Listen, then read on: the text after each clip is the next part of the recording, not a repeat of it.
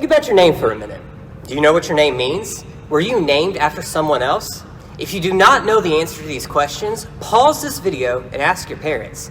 Sometimes parents give their children a name that has a special meaning. This was very common in the Bible. Today, we're going to learn about a time God changed someone's name. Before we get started with today's lesson, let's think back to our big picture question.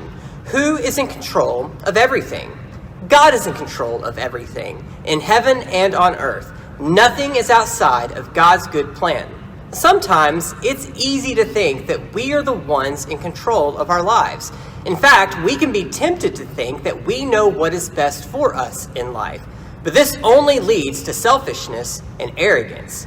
We must remember that God is the one in charge of our lives. No matter what might happen to us, we can know that nothing surprises God. He is in control and has a plan for us. And we've learned over the last few weeks that God always keeps his promises. This is one of the main themes found in the lives of Abraham, Isaac, and Jacob. God promised Abraham that he would be the father of a great nation. And last week we saw how God provided Isaac. Today we will see how God continued to be faithful to Abraham and grow his family through his son Isaac, Isaac's son Jacob and Esau, and Jacob's 12 sons. Abraham's son Isaac grew up and married Rebekah. Rebekah gave birth to twins. Esau was born first, and then Jacob. When they grew up, Isaac wanted to bless Esau. Instead, Jacob tricked Isaac and stole his brother's blessing.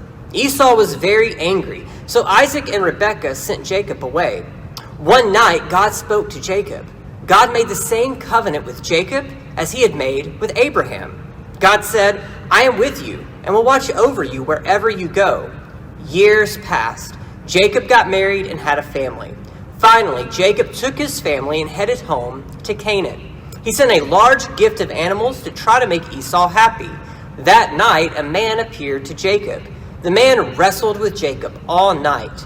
"Your name will no longer be Jacob," said the man. "Your name will be Israel, because you have wrestled with God and men, and you have won." The man blessed Jacob. Now Jacob went to meet Esau. Esau ran to Jacob and hugged him. He was not angry anymore. Jacob was finally home in the land God had promised him. Well, as we said earlier, God always keeps his promises, and that is a theme of the lives of these men in Genesis. But everything is in God's timing. It would take several generations before Abraham's family would begin to see the great family and nation that God was creating. From Abraham came Isaac, and from Isaac came Jacob and Esau. From Jacob would come 12 sons, the beginning of the nation of Israel. Abraham and his family had to trust that God was in control and would keep his promises. And he did. But Jacob and his family did not always live like God wanted them to. Jacob was known for being a trickster, tricking Esau out of his birthright and blessing. Later, Jacob's uncle Laban would trick Jacob into marrying both of his daughters. Many times, Jacob's family did not trust God and his timing. But by the end of his life, Jacob did come to realize that he needed God and needed to trust him. God made the same promise to Jacob that he had given to Abraham, to give him this great family and nation. Jacob struggled or wrestled with God one night and came to realize his sinfulness and need for God in his life.